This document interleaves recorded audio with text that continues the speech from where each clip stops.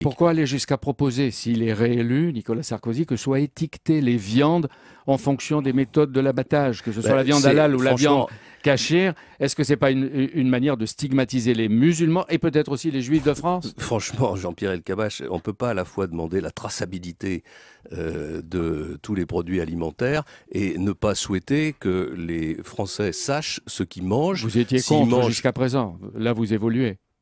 Non, moi, je ne veux pas vous donner mon sentiment personnel. Je pense que les religions devraient réfléchir au maintien de traditions qui n'ont plus grand-chose à voir avec l'état aujourd'hui de la science, l'état de la technologie, les problèmes de santé. Donc vous leur demandez d'évoluer. On est dans un pays moderne. Il y a des traditions qui sont des traditions ancestrales qui correspondent plus à grand-chose alors qu'elles correspondaient dans le passé à des problèmes d'hygiène.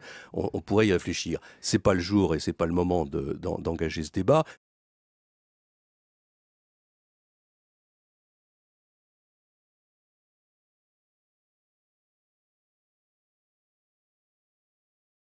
En France, il y a une loi qui s'impose à tout le monde, c'est la loi de la République, qui prévoit de manière très stricte les conditions d'abattage des animaux.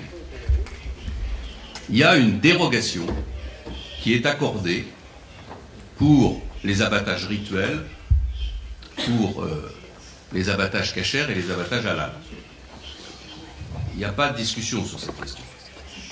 Le problème vient de ce que des gens peu scrupuleux et assez nombreux se sont mis à inonder le marché français de viande abattue de manière rituelle sans que les consommateurs français ne soient en rien au courant de l'origine de la viande qu'ils consomment.